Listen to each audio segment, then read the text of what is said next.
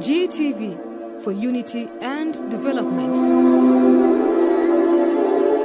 Assalamu alaikum wa rahmatullahi wa barakatuh. Mbandiza nate mu program Omuvubuka bwetutandise nate olunaku olwaleero. It's a Saturday morning. Sawa zibeera nnya ez'okumakya buli wootulabako ng'omanya omuvubuka aba atandise butereevu. Nze Beth okugikuweereza buli lwa mukaaga tubeera tuyiga ebintu bingi ng'abavubuka ebikwatagana ku bulamu bwaffe, enneeyisa yaffe, buli kimu gwe ky'omanyi nti kikosa omuvubuka oba kyetaagisa mu bulamu bw'omuvubuka tuba tukyogerako. Tuba n'abagenyi ab'enjawulo ababeera batuyigiriza okusinziira ku mulamwa gw'olunaku. N'olunaku olwaleero tulina omugenyi agenda okubanga naye atulambulula ku nsonga gye tugenda okubanga twogerako olunaku olwaleero. Nga tetunatandika programu nzikiriza nkwanirize okuva mu wiiki eri gye tukubye amabega mpaka kati. Nsooka kubeetondera nnyinza okubanga siri mulabamu bulungi naye nzikiriza nti Allah agenda kubanga ate ansuusa mangu nsobola ate okuddawo mbaweereze nga bwe kiteekeddwa okubanga kikolebwa. Olunaku olwaleero twebuuza oba naye nedda muzikirize omugenyi w'olwaleero asooka tweyanjulire then awo wennyini wembamba weera omulamwa gwaffe gw'olunaku olwaleero. Tusanyusa okulaba ssebo tuli ku mpewo za GTV. Assalamu alaikum wa rahmatullahi wa barakatuh. Wa alaikum salaam wa rahmatullahi wa barakatuh. So kwebaza omukisa guno okulabirekirako ku mpewo za GTV mu program Omuvubuka nga tugezaako okulaba nti tutumbula embeera zaffe ng'ez'ekivubuka. Mpozi nja kusooka okweyanjula. Nze Muwonge Hassan nga ndi musawo mutendeke, ndi medical doctor nga ndi musanyufu okuba nga ndabikako ku mpewo za GTV n'okuba nga tuwayamu okulaba embeera omuvubuka yasobola okweyisaamu okubanga wangaala n'obulamu bweyagaza obulamu obulungi. Okay, omulabi wa GTV yonna gy'otudde wa gy'osinzidde okutulaba omugenyi w'olunaku olwaleero mumutegedde. Kitegeeza kyonna kye tugenda okuba nga twogerako tuli ku bulamu. Tulina omusawo nga bw'abeeyanjulidde era olunaku olwaleero tugenda kuba tukwata ku bulamu bw'omuvubuka. Tuteekwa tutya okwefaako ng'abavubuka oba okulabirira obulamu bwaffe health wise. Bwe njogera ku bulamu bw'abavubuka mujja kuntwala wala naye this time around tugenda kwogera ku bulamu oba health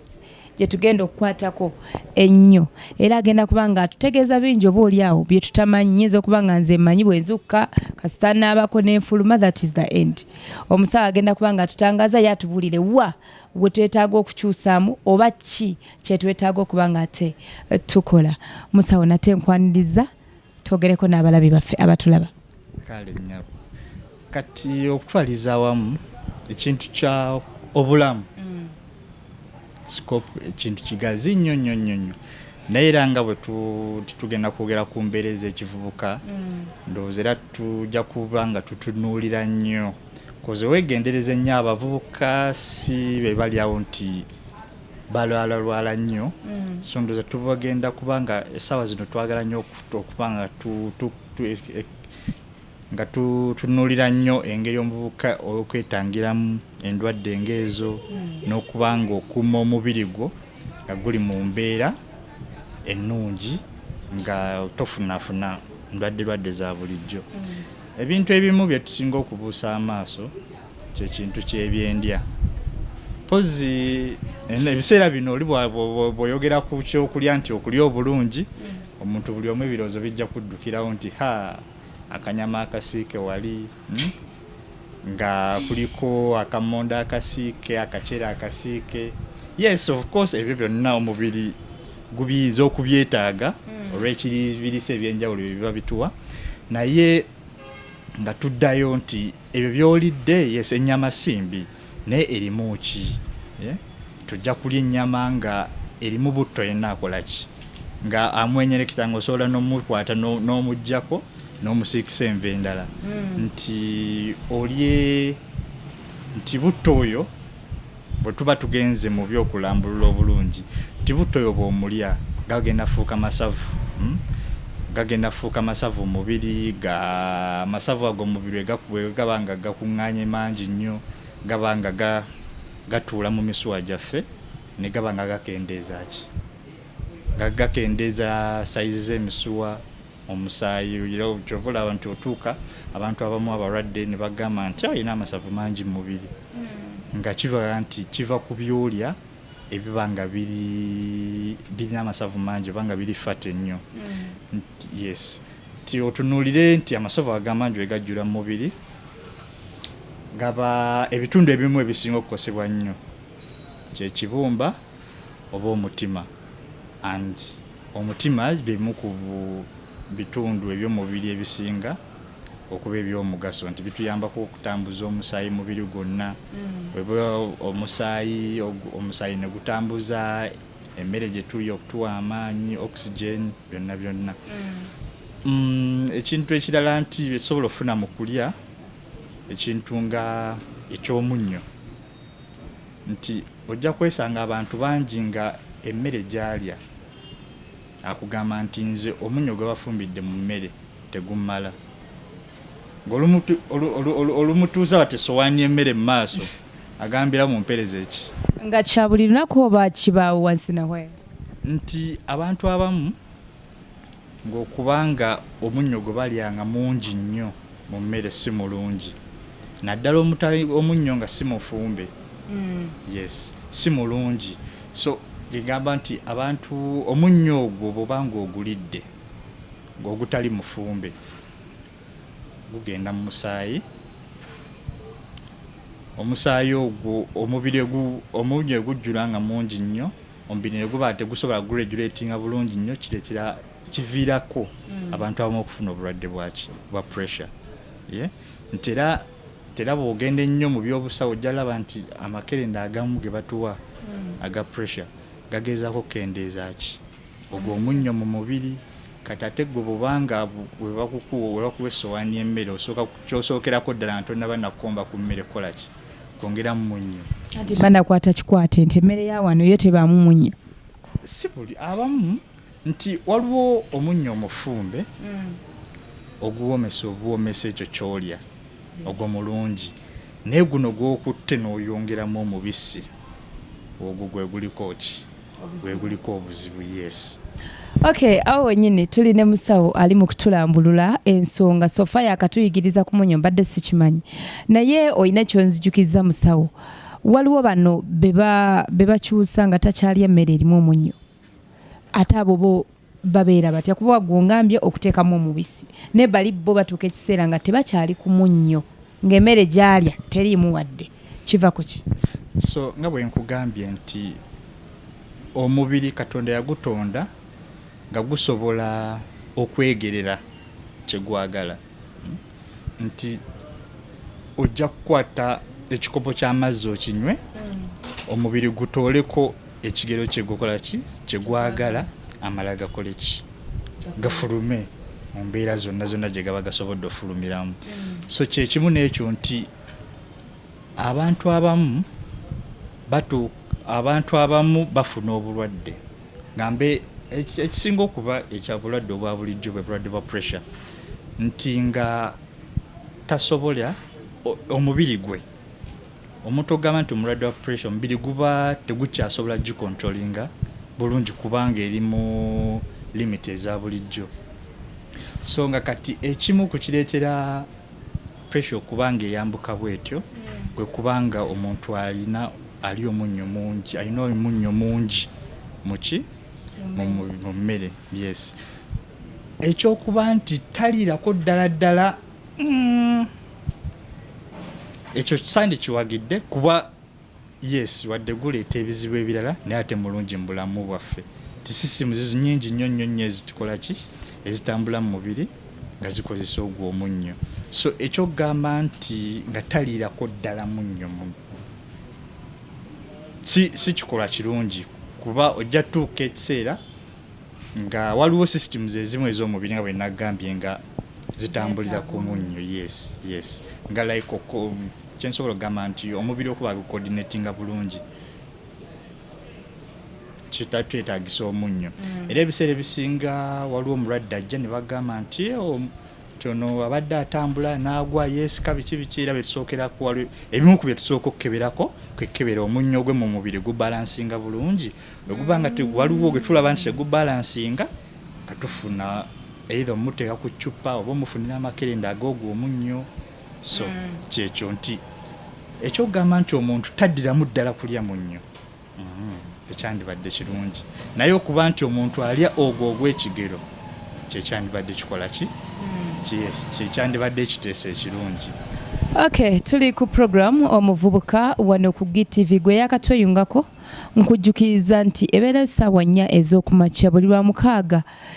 gwaba gisubiddwa tusange ku social media handles oba platforms zaffe ku Facebook teekamu Global Television, gwali ku YouTube ogenda kutuyamba oteekamu Bilali TV osobole okugoberera program Omuvubuka naawe obeeko kyoyiga. Olwaleero tulina omusawo agezaako tulambulula ku mbeera y'obulamu bwaffe naddala ffe abavubuka tumanyi okulya, tumanyi okutambuza ebintu mu bulamu ffe, tumanyi ndi omu ku bbo abalowooza nti oba okulya enkoko oba kyekyamaanyi, naye omusawo atugambye nti ate kiyinza okuba nga ate si kyekyomuwendo ennyo. Kitegeeza we have to learn a lot from this ne tuba nga tukyusizza mu ndya yaffe tusobola ate okuba nga tubeezaawo obulamu bwaffe. Musawo oyogedde ku kulya then n'otugamba omunnyo n'otugamba obulwadde obusobola ovaamu that is pressure. Edda nga nkula nali manyi nti pressure y'abantu bakulu kyali munze kyensuubira nti n'abalala abali eyo bwe bakirina oba bwe bakirowooza. Ennaku zino n'abaana abato oba abavubuka obasanga balina obwo obulwadde kivudde ku ki? So pressure ng'obulwadde bwonna, pressure nga yo pressure tusobola mu mbeera ez'ekisawo tusobola ogiteeka mu mitendera gya bika bibiri. Tiwaliwo pressure ebaawo nga kivudde ku family nti maama oyo yalina pressure oba taata yalina pressure nti n'omwana agenda kukola ki? It is, yes, nga kitambulira within family lineage nti jjajja yagirina omwana n'agirwala n'omwana gwalizaala n'omuzzukulu asobola okukola ki? Sigamba nti alirwala naye asobola okukola ki? Okukifuna. Then ne wabaawo category endala nga kyo kiva ku mbeera zaffe. Embeera zaffe nti byebyo nti olya amasavu mangi, olya ebintu ebirimu amasavu amangi, olya omunnyo mungi, nti embeera gy'owangaalamu tofuna kadde kakola exercises nga oluve waka motoka mulimu office motoka waka kulya kwebaka waka kwegana obanga okubye map nga otambulira waka mulimu yes singa tofisiza okadde kukola ku exercises kubanga omubiri gubanga gubaninga excess energy kanchite energy yes cause amasavu amangi excessive salts mu bobo tuyanye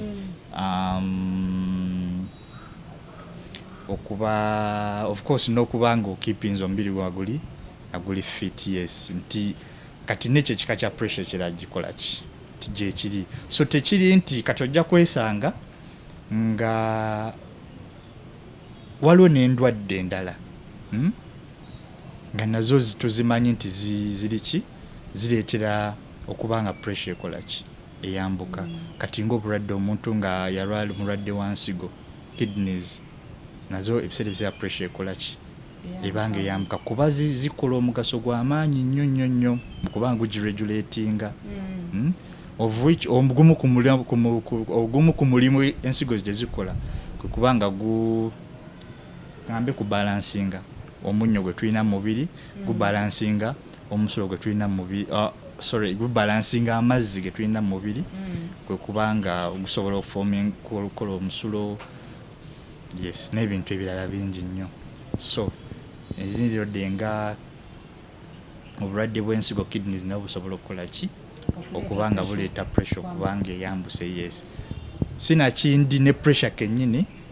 esobola okukola ki okulwaza ki ensigo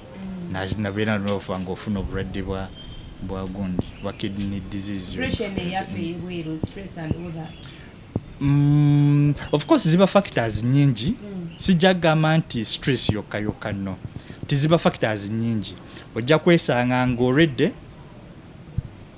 omubiri gusangiddwa nga already gwinawo factor emu tugambe nti omuntu abadde ku mirimu takola exercise ali omunnyo mungi kati ate bw'ogattako neno external factors ezo stress biki ebyo ne ziba nga nazo zikola ki zicontributinga so kyova olaba nti ebiseera ebisinga bw'oba ogenze mu ddwaliro ne bakupimako omulundi ogusooka ne bagamba pressure eri waggulu titujja kutandikira okupakira makerenda nedda okusinziira bwebeera omajja kugamba omanyi sooka otuleko wali eri okumala essaawa nga nnyo owummule omanyire embeera oluusi oyinza okujja n'olaba omusawo n'ojjukiramu emiso gye bakkuba omutima ne gukubira ku mukumu bagenda okupimako ng'eri waggulu nnyo bagamba omanya sooka owummulemu mu ssaawa nga 2 enda kujja nkole ki. Recent I was in a certain hospital ne bangamba tekako ne bamala tekako ate banga sirika don't say anything. Yes of course nti kati sinzira ekyo nakiva ne ku machine nti bwabanga akupima ezimu machines ezina audio commands ereja kugamba nti omukono gute ku level bweti sirika kakana nti bwogutambuza bwoyogera omubiri kuba gubira active kitegeeza n'omutima buli gubira active omutima guba gukubira kuki ku speed ya waggulu pressure neyambuka nti force pressure tuba tugamba force y'omusayi gukola ki kwe gutambulira kati obanga oli active force y'omusayi kwe gutambulira eba waggulu kati essaawa ezo eba ekola ki eba eyambuka muko so kyovolaba nti machines ezisinga ezina voice commands ereja kugamba kakkana omukono gumuze mu kifo kimu oleme gutambuza tugezeeko okupima tulabe nga tupima ki ekyo ekituufu naye era bwe kibanga tulabye first time reading nti eri waggulu nnyo tujja gamba sooka owummulemu wayitawo essaawa 2-3 tuddemu tupime okusinziira embeera bwebeera tuyinza okugamba omanyi erinnyeemu nessi embi erinnyo bw'oba olinawo osobola okupimira netugamba genda opime okumala buli lunaku okumewo nga wayisewo wiiki ng'emu wayisewo ennaku 4 tulabe naye nga bulijjo opima okola ki orecordinga kati okwe tusinziirira okumanya nti analayinza okuba yeetaaga ddagala sinakindi okugamba nti kati omanye pressure eno yeetaaga kukendeeza ku byamasavu by'olya sala omunnyo gw'olya tandika okukola exercises tukulabe nga wayisewo weeks 2 kati tukuwadde peke ya kerenda n'emu ne just netukubuulira biki bye tuyita lifestyle modifications yes netukubuulira biki kati abo bogenda mu bannaffe bali abanywa omwenge n'omugamba omanye sooka okole ki omwenge gwesonyiwe tinakyo kituyambeko okuba tulaba nga omubiri gukakkana tusobole okulaba nti tufuna readings entuufu yes cause abamu oyinza okwesanga nga probably abadde ayina stressful events ezitambula eziri mu bulamu bwe so kati bwabanga observing akola exercises cause exercise ziyambako omubiri okuba gukola ki gukakkana n'abanga babali b'omunnyo omungi aguvuddeko mugenda olabanga ezaali zambusa ziri mu 15 140 nga muddamu mupima at least etandise okunormalizinga yes. Okay, tukyaliko omuvubuka program wane ku GTV gwe yakatweyungako tukweyanza nnyo twebaza mwenna abatwekuumirako okuva gye twatandikira oba gye tuba tutandikidde paka kati tulina omugenyi ate nga musawo nga bwe yatweyanjulidde ng'atandika gwe atabaddeewo tuli mu kuyiga engeri y'obulamu bwaffe ng'abavubuka oba y'okubeezaawo obulamu bwaffe healthwise tuli ku ndya yaffe biki bye tulina okukola okuuma obulamu bwaffe oba oli awo nga tebukoseddwa ndwadde endala nga pressure bw'atunnyonnyodde. Lwaki pressure eyambuka ne factors zonna agezaako okuba nga ate azitunnyonnyola. Musawo, otunnyonnyodde ku mbeera gye tulina okulyamu ekitonotono. Omuvubuka bano twesanga nja kukitwala ku level eba y'abavubuka, katugeze omuntu ali lubuto omuwala alina kulya ki? Omuwala ali olubuto ebintu by'alina okulya kaŋŋambe nti ku lubuto tuba tugenze nawala nnyo. Omuwala yenna tugambe tukijje kiina kuva nti ofumbiddwa bwotandika okukozibwa ofumbirwa ebiseera ebisinga tuba tumanyi nti ejja kukola ki. Anyway, mu setting yaffe Abafirika tuba tusuubira ki zadde. Kati awo tuba tulina okuteeka omuwala aba alina okuteekateeka omubiri gwe okukola ki, okuba agufuna okufuna olubuto nti n'omwana omukuliramu ng'ali bulamu bulungi. Nti waliwo ebintu ebimu bye tulina okukola mu kweteekerateekera omukyalo ofuna olubuto. Ebintu ebyo nga mulina okwekebeza endwadde ezimu ng'ogasseeko n'omuntu by'alina okukola ki, by'alina okulya. Nga kyoyogeddeko ekyendya nti bali bannaffe ensi z'ebweru ezaakulaakulana nti bo ebintu bino ebimu babipulaningira. Kyemmanyi nti wano ekiri mu batono nnyo wano ewaffe muki naddala mu Uganda mwe tubeera nti kizibu nnyo oli okugenda ew'omusawo namugamba musawo tumaze weeks 2 mu bufumbo oba tugenda kufumbirwa omwezi ogujja netwagala kweteekerateekera ng'abafamire tweteekerateekere ki ezzadde lyetunaakola ki lyetunaafuna. Yes, nti abantu abamu okweteekerateekera ezzadde nti abantu abamu bayinza okufumbirwa n'ebyomwana ebijja okay ali lubuto nekijjanga by the way nga tebakoze ki kibagwako bugwi nga tebeeteeseteese. Naye mu bintu ebyokweteekateeka ebyo nga nkuzizaayo emabega gye ŋŋambye nti kirina kuva eri gye kitandikira so si kituuliramu ki waneeno mu already nga kyatuuse dda. Nti ebintu ebimu bye tuyinza okukozesa nti nga abafumbo waliwo endwadde ezimu ze tuyinza okwekebeza. Nti kyemmanyi ekirungi nti ekisinga obulungi nti amasinzizo naddala kati ku Supreme Council tubeebaza nnyo nti bawulira omulanga ogw'okukebeza abantu endwadde ezimu ne baba nga bagujjumbira nnyo era ntubafuna nnyo nti bagenda tugatta ku Lwomukaaga naye Shei atugambye tujje tukole ki twekebeza endwadde bwezi ne bweziti. Nti ezimu kwezi endwadde of course waliwo buno obumanyiddwa ennyo obwa sirimu HIV nti simanyi bakitu ndowooza ezalimbo byali gali mannya gedda nti of course abantu ababa nga balivinga promiscuous lifestyles abamu babayitanga bazira. Yes, naye kati obulwadde bwa sirimu ng'obwo nti okukebera nti omukyala n'omwami tewali abuyina kusiiga munne sinakindi kubanga omwana naye abeera exposed kumuzaala ng'asobola okufuna obulwadde obwo. Yes, obulwadde obulala bwe tukebera obukyase nnyo ennaku zino ndowooza ze sickle cells red blood cells destruction zibanga eri waggulu nnyo nti cells ezibaako damage eziba zikola ki eziba zitondeddwa mu musaayi. So ne weesanga nga ebiseera ebisinga omwana ojja kuba weetaagisibwanga omutwala mu ddwaliro bamuwe ki bamuteeka eccupa z'omusaayi okubanga alina amakirenda g'omusaayi gamira buli lunaku ezo zonna ssente okubanga waliwo eddagala libamuwa ly'abalina okuba nga amira buli lunaku for the rest of their life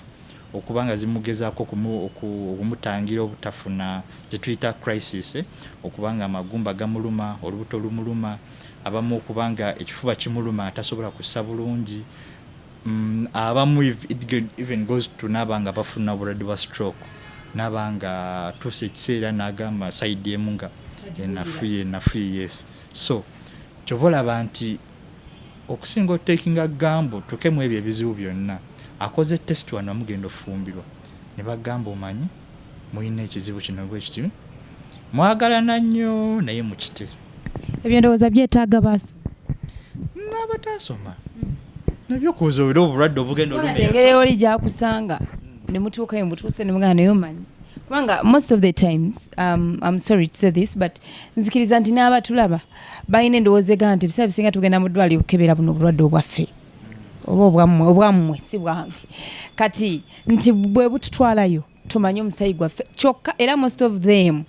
ekyo kyekibatwala naye bino ebirala musikoseozi simanyi yalwadde mutima simanyi njagala mmanya simanyi lwaki but tekifiibwako nnyo oba ntegeerekese kati okeera mu makyo okebeza omuntu omugambe nti ate byavuddemu bwe biti ndaba percentage ntono ddala.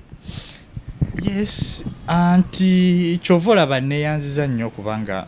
munkyazizaako wano leero nti guno gwe mulimu gwaffe ng'abasawo gwe mulimu gwaffe ng'abakola mu byobulamu okumanyisa abantu kiki ekigenda mu maaso nti weesanga nti tesiti emu bweti eba egenda kukola ki kutangira ebizibu ebigenda okujja mu maaso ti yes of course HIV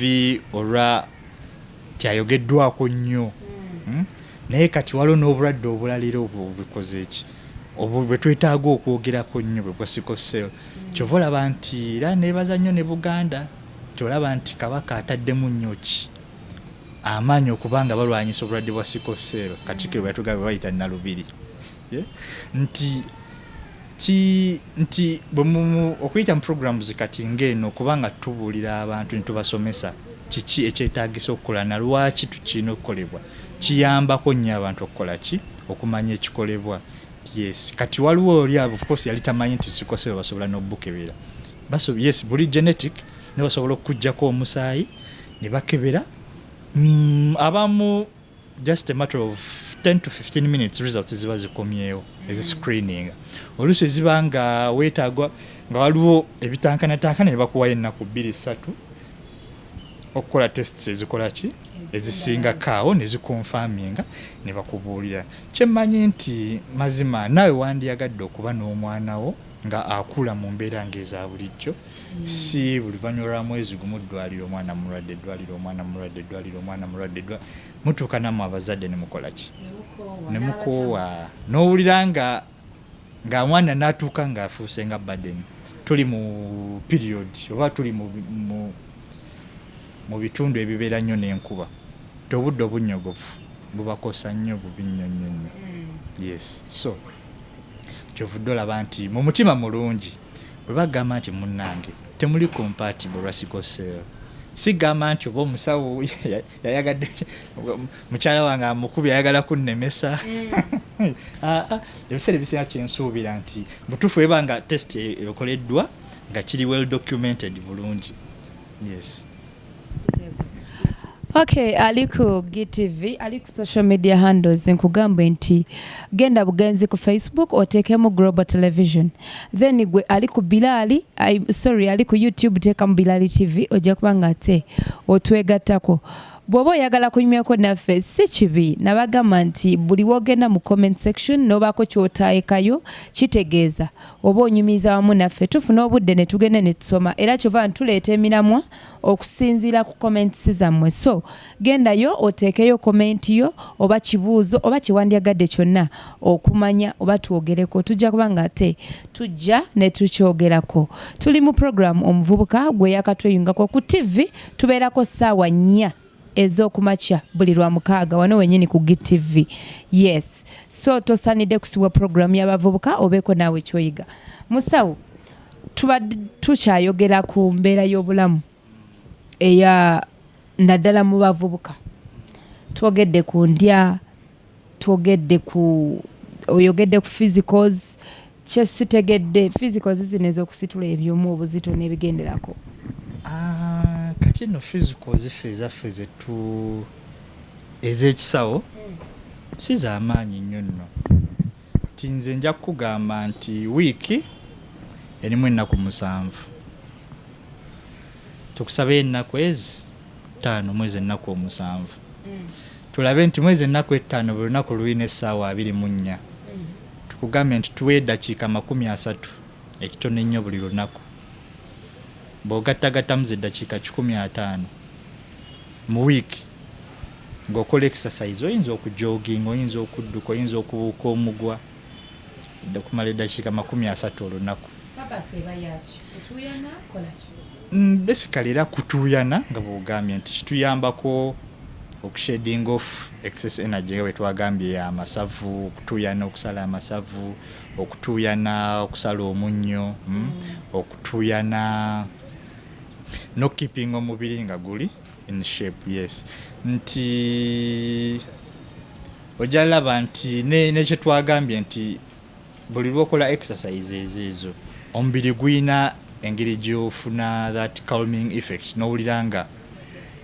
omubiri okoze eki oba badde n'ebikutawanya ebikustress mu bwongo n'ogamba omanyi let me just take a run n'odduka oba kwetoolola olusozi lw'odi Kampala ogenda okudde wako okuwummulamu okunaabako ng'owulira okoze eki okkakkanye. Yes. Okay. Kati awo wennyini exercises nakuwaddeko dda ekibuuzo ekikwatagana ku bavubuka naddala abawala nga bali lubuto exercises ezimu oba zaawukana? Era nja kugamba zijja kwagala okufaanaganamu nti yes oyinza okuba nga oli lubuto ng'oli muzito nnyo tojja sobola kudduka naye osobola otambula. Olweggulo ng'olwo ogambe nti okay eno twabayo traffic mungi bwa bugaali kunkoona kantambulemu akawungeezi n'otambula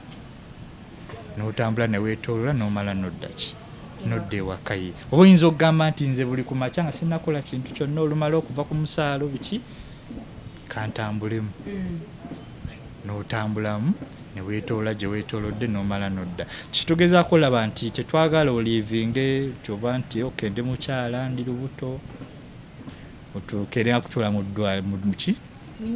nnyumba nti exercise ezo nti omukyala omwana bw'aba akula ezimu waliwo changes zetulaba mu mubiri ezimu ku changes ng'ezo nti joints zifuuka ngambe nti zibanga ezilooseninga up era abakyala abamu bajja kugamba nti mpulira munene amagumba gakola ki ennyingo zikola ki mpulira zinnuma olinagamba mpulira ennyingo zinnafuye ng'owulira nga omanyi nga owulira ligaments grip eri eya joints eri faamu ekoze eki eluzeniza naga mpulira muno omukoze eki mumenyese mu nnyingo mutadde yes ebintu ng'ebyo nti zigenda ziluzeninga up kati ate bw'oteekamu okubanga okola physicals ezo eyo process eyo baki eba etambula bulungi ey'okuluzeninga up amagumba ago nti joints ezo bwe zitta eri outlet y'omwana wasobola oyita bwe ekola ki weyongerako ki obunene kati bw'obanga omwana n'abanga asobola okufuluma obulungi bw'abanga atuusiza ekiseera kye ne kikendeezaako ku ki ku by'owulira nti kumulongoosa kumujja mu mwana. Yes. Okay, tweyanziza nnyo tweyanzege musawo olw'okututangaza okwo tukyagendera ddala mu maaso ne program gw'omulabi wa GTV eyakatweyungako nkujjukiza nti ssaawa 4 ez'okumakya buli lwa 6 tuba tutuuse ne program omuvubuka mwe tuyigira ebingi okusinziira mu bulamu bwaffe ng'abavubuka mainly tera nnyo bagamba nti yandibanga program owuliranga ya kivubuka nnyo naye bw'oba oli muzadde ng'olina wootudde n'olaba ekiyamba you never know tuula wansi funa kapeeni n'olupapula funa by'oyigamu ntera nnyo bagamba still nti njagala olabe program eno ekunyumire naye ate togireka buli essaawo baako kyoyiga naawe osobole okubaako omuntu omulala gw'okyusa ate obulamu bwe. Musawo ku nkuuma y'obulamu bwaffe ng'abavubuka otugambye ku exercises n'otugamba ku diet n'otugamba ku ensonga endala gyoyogeddeko awo I'm sorry when I remember I'll tell you then ngeri ki endala ze tusobola okumaintainingamu obulamu bwaffe ng'abavubuka okusobola okutambula obulungi? Egamba era nga bwe twagambye nti exercises diet nga diet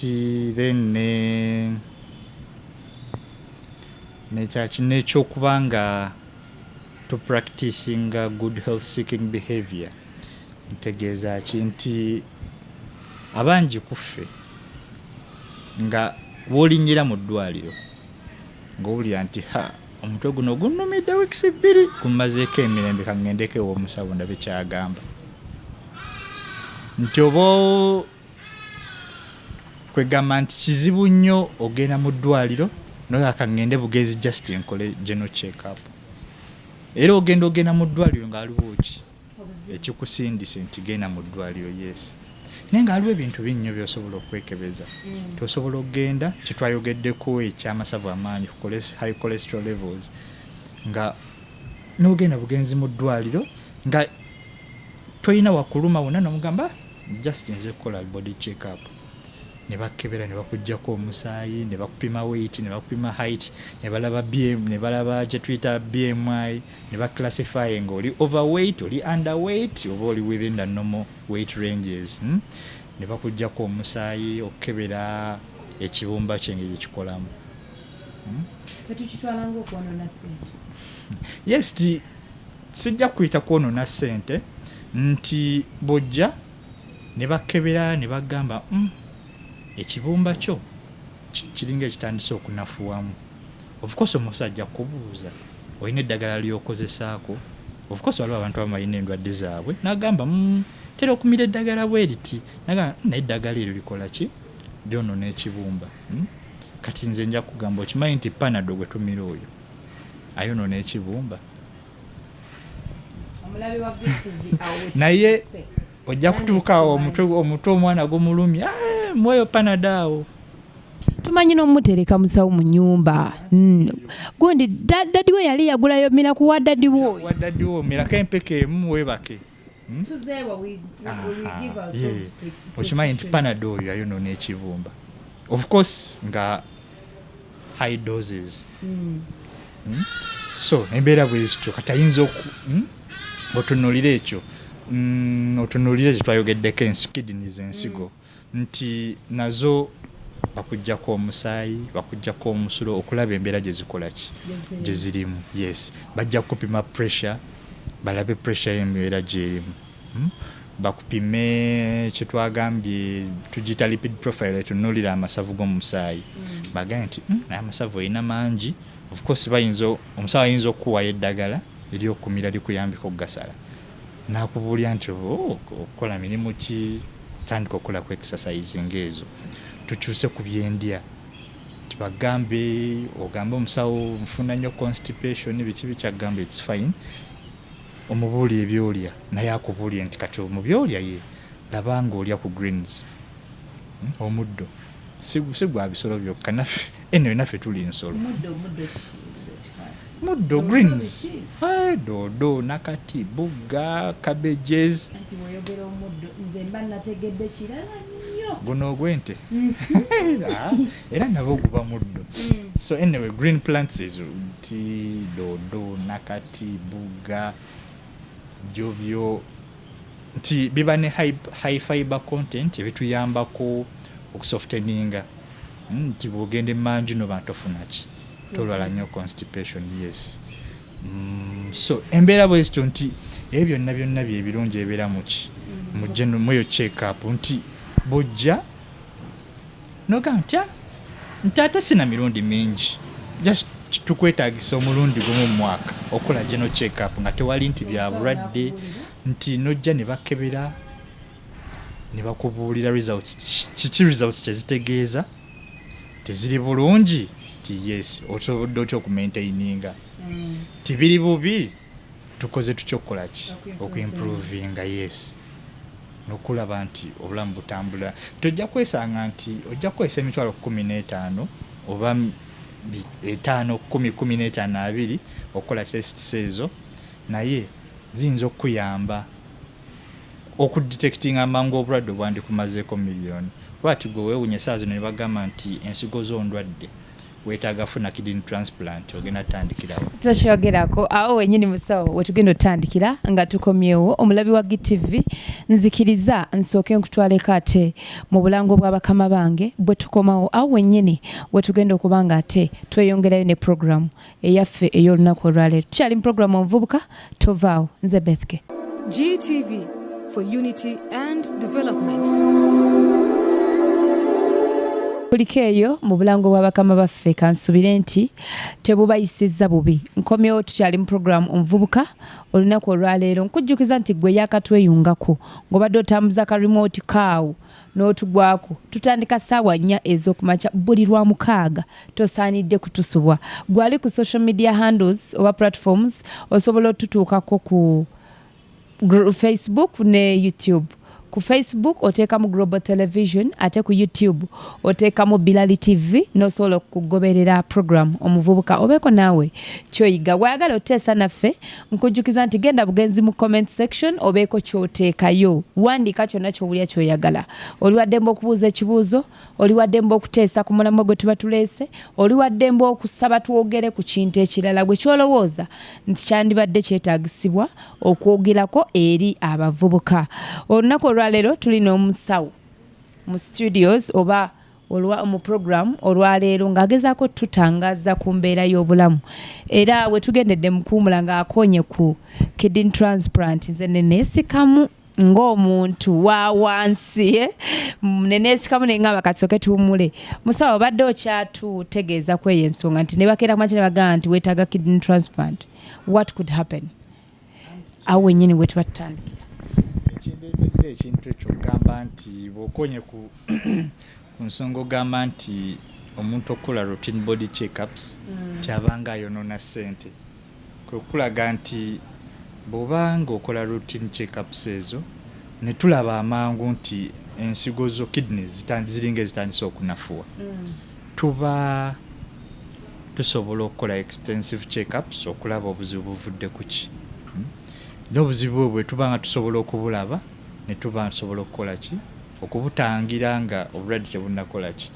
tebunneyongera kutuuka ku level ya gamba nti ensigo zonna zinafuye bwetaaga kola transplant. Yes. Okay, awo wennyini musawo tulina obuzibu mu ggwanga essaawa zino. Simanyi oba nsonga ya kasente oba mbeera yeetuvuga okutuuka ku ekyo. Twesanze nnyo nti abavubuka enamba esinga tukola nnyo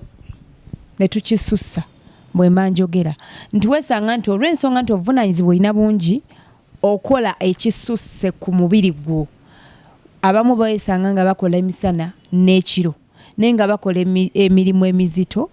we beesangira nti tebalinamu kadde kakuwumula. Ekyo ng'abavubuka tekiina we kitukoseza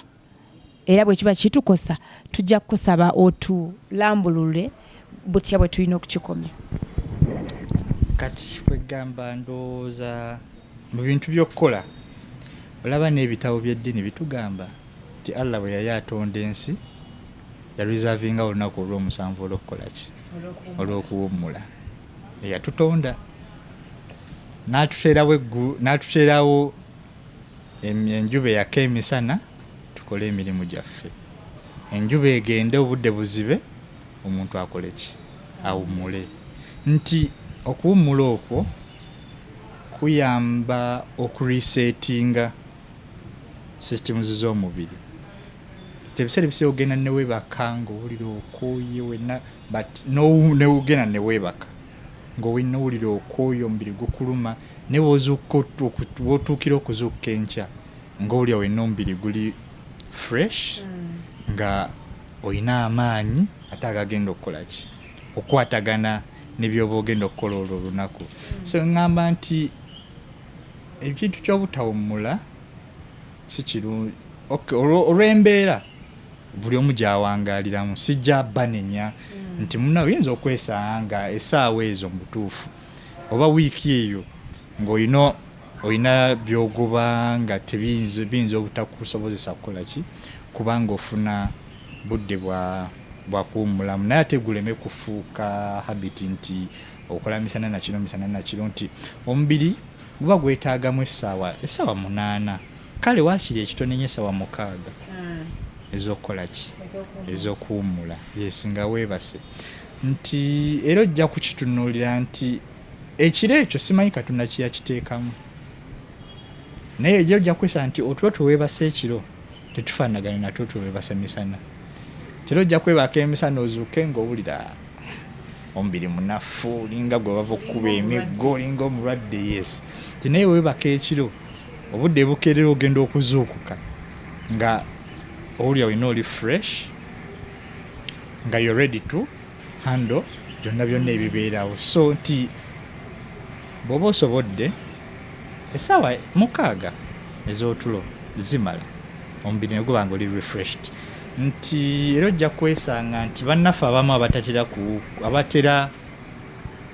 okuba nga bakola nnyo misana kiro bafuna burnout, fatigue, ng'omubiri naawulira nga tegukyasobola kukola ki kwewanirira mbeera eyo mbeera gye gubeera gutambuliramu, ne weesanga nti abamu bambi batendewalira ne badda ku biragalalagala okusobola okusigala nga omubiri gukyalina drive eriki eya bulijjo kwe gulina otambulira. Kati energy drink mweziyingirira abasimanga bino mayirungi natabanjaga biki ebyo nti akipinge omubiri nga bukyali muki mweri drive ey'okubanga asobola okukipinga up ne body ne demands zaki z'omubiri nti okukipinga active. Ebintu ebyo bina biyambi sijja gamba nti biyamba koza okubanga ogenda kukozesa ekintu in the long run ate nga kyongera kwonoona mubiri gwo kiba sijja gamba nti kiya. Of course wano ng'okikozesa oyinza olaba nti kikuyamba. Bangi nnyo betulabye nti banywedde enjaga bakozeseza ebiragalalagala ne bamaliza nga bagudde eddalu. Simanyi nti yasobola okugamba nti kibyamuyamba, biba tebiyamba. So kiba kirungi nnyo omubiri n'oguwa rest ne refreshing ne resetting ne rebooting ne guddamu okukola ki kugambe nti eringa computer togenda gikozesa otuuke ng'olaba oklikinga ebintu tebitambula n'ogamba omanyi kandi rebooting n'onyiga akapeesa neddayo buto neddamu buto neloadinga n'okola emirimu gyo. So kyenja okuyita ekiro n'okwebaka nti guyambako omubiri okurebootinga no refreshinga so nodda nga ogenda obudde okkeera ogenda okukola emirimu gyo nga buli kimu kitambula bulungi. Yes. Okay, tweyanziza nnyo musawo. Kakati by'otuyigiriza tubirabye naye oba tubiwulidde abatulaba babirabye abatuwulira still nabo babiwulidde. Musawo okumalawo embeera eno yonna ku byonna bye tuzze twogerako kuba basinga bayinza okuba tebabitegeera ng'olwedde essaawa zino bali mu buzibu obwo. Tukoze tutya okubanga bwonna tubumalawo? Ebizibu nga bw'obinga tuzze tubyogerako byo bibaawo. Nenze kye nandibadde nkubiriza bavubuka bannange nti tuzze tubikoonako ebintu ebimu embeera y'okweyisaamu nti omuntu bookera nti bw'oba ovudde ku mirimu ofune otulo otumala okuwumula obulungi, bw'oba ogenze ku mulimu okulya okulaba biki by'olya nawubira na mu bungi ki nti yes omunnyo mulungi ng'olidde ekigero ekyetaagisa ogwo just oguwoomesa emmere nti amasavu of course lw'embeera gye tuwangaaliramu tojja kwesanga nga ebintu byesinga bye tusinga okulya birimu engeri ya butto biki naye kigero ki ky'olidde nakyo kimatalinga ye byonna bw'oba obiridde olabye otya omubiri ogubikola ki okubanga gubikozesa kozijjukira emmere tugirya kuwa mubiri maanyi naye kati gw'ogiridde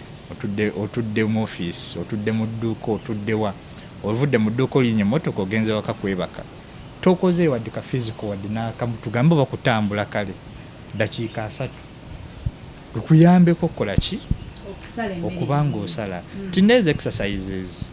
nti tekiri mu bungi ki bw'okoze naye consistency nti gwekola dakiika ga 3 buli lunaku okumala ennaku 5 mu wiiki consistently ojja kutuuka olabe ng'ofunawo change. Pozi waliwo n'ekintu ekirala kyembadde neerabiddeko kyenneerabidde okugamba nti eno mu medical field waliwo kye tuyita intermittent fasting nti otuuke ogambe nti okenze mu wiiki nja kumala ennaku zange 2 nga sikoze eki nga siridde. Titogenda kikola nti kwerumya oba oyinza okugamba oke ndi musiraamu njasibanga olwa Mande n'olwokuna nti okusiiba okwo kiyambako omubiri okuba nga gusala excessive gundi ziri zetwagambyeko body stores ti fats ngezo excessive carbohydrates. Of course in the long run byonna bibeera nga biri converted into body fats. So kati bwobanga osiiba omubiri bwobanga ogezako gustavinga gubanga gudda ku reserves eziri mubiri emasavu ngaago negaba bakolaki nga bagasala. Yes, kyovola nti abantu abamu kati nga ogenda ova mu kisiibo wagamba empewo ebula kutwala butwazi nti period day amasavu gonna bagomubiri gukolaki gesala. So kati bwokiteeka mu routine yo tinze buli wiiki oba ninamu ennaku zange 2 zensiibamu oba buli mwezi ennaku zange 4 nti oba oyinza okugamba oke nkola nnyo wenagamba okuba nti siina kenkombyeko nyinza okukolaki nyinza oba n'ogamba oke tinjanga kunywa chai yekka okera ku makya n'otabula kachai ko kalimu sukali omutonotono onywe lunch etuuke onywe kachai ko oba ogambe nti nja kulya fruits zokka kyokere ku makya olye fruits lunch etuuke olye fruits supper etuuke olye fruits omanyi nti olunaku lwokoze eki lugenze. Yes, so ebintu ebyo ebitono byoba okoze bitono but bwogenda okikola buba ne gundi effect nti in the long run ogenda olaba nga omubiri gw'otandisa okukolaki okuganyulwamu nti wano bw'okikola mu lunaku lumu mwezi gumu oyinza obutakolaki obutakirabirawo noyinza obutakirabirawo cause physical changes take long to happen. Naye kati bw'ogenda okikola consistently mwezi gumu 2 3 4 ogenda okay ogenda otusinga nti omubiri gwe ogutandisa okufiringa different. Yes. Okay, musawo tweyanzeege. Kino ekibuuzo nja kukibuuza okusinziira ku byoyogeddeko. Tuyina endowooza mu bavubuka. Simanyi oba twayiga obusawo mu ngeri yaffe etali yammwe abaatendekebwa. Naye waliwo endowooza egamba oli n'agamba walajja oyo eri abamukozesa mbwasala n'omusanga nga yeekatankira oyo n'osanga oli nga alina endowooza egamba bw'olya amayirungi ago simanyi tolwala. Endowooza gwe ng'omusawo mutendeke ogyogerako ki? Kubanga ensangi zino nyingi mu bavubuka. Nti sijja bw'otunuuliramu ebintu byonna ebyo nja biclassifyinga lumu nti biragalalagala bye bakozesa abavubuka ennaku zino abamu bwe bagambira nti bisala singa weegendereza gye basinga obbirira ebintu ebyo era ojja kwesanga nga oli agenda kujja ku makyatuule agaye akakoola paka budde kuziba nga talina kyatadde mu lubuto n'eki kigamba nti mmere automatically omubiri gugenda tandika okufastinga gudde ku body reserves ziri zetwakoze eki zetwagambye nti zeesale alabe nga akogga agambe nti ki tiwalagi yanyambye osala oba mayirungi ganyambye osala oba biki but nga yina kyo sense ki nti input eri yagikendeeza nga focus eri nnyo ku biki ku biri eri tinekirala nti of course birimu chemical components ez'enjawulo eziyamba eziyinza okuleetera omubiri nagwo okuba nga okola ki nga gusala amasavu gusala omubiri but of course era ebyo ogenda okubitunulamu ennyo nga si bye byandibadde ebirungi okukola ki okubeera mu mubiri. Yes, kuba tojja kulaba abantu nga kati ng'ebyo omwenge bita appetite oli abe nga talya naye agambe nti nasala lwakunywa walagi ate kati ogamba okunywa in fact n'ogamba okunywa walagi singa weegendereza nnyo abasinga omunywa nga bimmanyi nammwe nti oyo amunywa era ojja kwegendereza olubuto nga alina akabuto akanene kiva ku ki? Of course byonna waliwo kati biba bintu birala nti abamu tinga bwe nagambye nti waliwo ebintu ebimu nga byonona organs katujja kugamba omwenge waragi byonona system ya ebibumba ne system jinzo okwonona ekibumba n'ensigo system yonna regulating ki amazzi mubiri ne wesanga regulation system regulating ekoze eki enafuye no wesanga omuntu astowalinga amazzi mangi mubiri n'atandika okuzimba nolabo lyataddeko akabuto nga yenna azimba katanye face azimbye ebigere si buli omuntu of course azimba ebigere waliwo of course kati nga abakyala munatusonyiwa abatulaba tojja kugejja olowooze twogeddeko ggwe waliwo abamu abagejja nti oba olubuto oba bintu birala naye kati specifically abo banywa waragi mwenge biki nti abamu bagejja olw'okuba nti organs ezimu eziri responsible okuregulatinga amazzi mubiri zikoze eki zitandise okunafuwa mbuuzira kujja kuba kuzimba yes so kyekyo sigamba nti bibayambako okusala weight percent byebikola no but ebanga ngambe nti ebanga side effect ya processes ezigenda mu maaso mubiri gyabwe okubanga ebintu beera bwete byanga etuuka yes. Okay, tweyanzege musawo tuli mu program omuvubuka era nga wetwogerera nsubira tuli mu kadde akajiwumbawumba olwakadde naye nzikiriza nti wonna gy'osinziira oba gy'obeera otudde wonna wootulabira obaako ebingi by'oyiga nze saagala nnyo kulaba awo nyumirwa ogambe Beth kanyumira awo oba omugenyi gwe yakyaziza ayogedde bulungi but ekibuuzo kiri nti twayogedde bingi naye oba wayizeemu ki baako ettofaali gwe lyogatta ku bulamu bwo oba ku bulamu bw'omulala gwebo bye twogera bibanga tebijja kuyamba nzikiriza nti birina omulala gwe bikola ki gwe biyamba twala obudde omuyigirize ffe we tutatuuka gw'otuyamba ate osobole okuba nga otuuka tulina omusawo tugezaako okubumbabumba program ey'olunaku olwaleero tusobole okusisinkana olunaku olulala era nga tukyali balamu nga tulina ebirala ebyokubabuulira musawo nga tuwumbawumba ebigambo bye wandiyagadde abavubuka bategeere oba bakuyita kukuutira kyobakuutira nti bateeke mu nkola ekitabadde ekyokkiriza nti kubanga gw'oli musawo most of you mufuna ebintu bingi okuva mu bantu abazze mu malwaliro byatasobola kugamba nze naye nga gwasobola kyewandiyagadde abavubuka bamanye nti kino teeko kikola before this oba kino teeko kyo nga tuwumbawumba mpozi program yaffe eno nsobola okukuutira bavubuka bannange era nga mbijja mu mboozi yaffe ebaddewo olunaku lwaleero nti ebintu by'olina by'okwetegereza kiki ky'olya kiki ky'olya nti tolinda kumala kulwala olyoka ojje mu ddwaliro osobola okujja wadde we buli oli mulamu naye okwekebeza bw'otuuka oyogera n'omusawo trust me era ajja kukubuulira nti tukebere kino nakino tulabe embeera ki bweyimiridde ebintu binyo bye tusobola okukebera mu muntu omulamu nga tomanyi ne bagamba kino kitandisa okukola ki okugenda mu mbeera gye tutayagadde kyandibadde kirungi n'okola n'okyusaamu mu mbeera zo ti bw'oba okola emirimu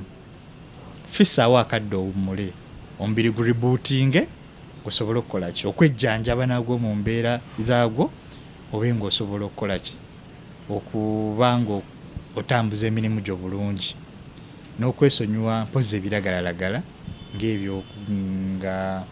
ogezaako keeping a performance yo ng'eri waggulu nnyo tugambe okola misana kiro okedde ku makya olaba nga oba tulo tekutawaanya bikino osalawo kunywa energizers nti otulo tuba tuzze obwongo omubiri biba bisaba kuwummula tobirwanyisa bwe tuba tuzze kakkana okkirize weebake bw'onoozuukuka ojja kubeera fresh and refreshed weyongereyo n'emirimu gyo. Okay, musawo olwakadde nsaba osibule kubakulaba abatulaba mwenna okubiriza okujjumbira program omuvubuka okubanga tuyiga ebyo tuba tutamanyi n'okwejjukanya ebyo byonna bye tuba tumanyi nga twirabira sinakindi oba nga tubadde tulowooza nti si bya mugaso nnyo okuba nga tubeera mu bulamu obweyagaza. Okay, tweyanzege olw'obudde obwo bw'otuwadde olunaku olwaleero. Tusaba n'olulala bwe tuba twekwetaaze otukkirize tudde tuyiga ebirala. Omulabi wa GTV tubadde mu program Omuvubuka. Tutabeerawo nnyo ssaawa 4 ez'okumakya buli lwamukaaga. Nkujjukiza nti gwe ali ku social media platforms ku Facebook Global Television ojja kubanga ate otwegattako butereevu. Gwali ku YouTube teekamu Bilali TV ojja kubanga nate otufuna ate naawe osobole okuba nga oyina ky'ogatta ku bulamu bwo oba ky'ogatta ku bulamu bw'omuntu omulala. Mbeera Beth ke okugikuweereza buli lwamukaaga sawa zibeera 4 buli wondaba. Munzikirize nkome wano olwakadde kubanga kantu alagana. Assalamu alaikum wa rahmatullahi wa barakatuh. GTV for unity and development.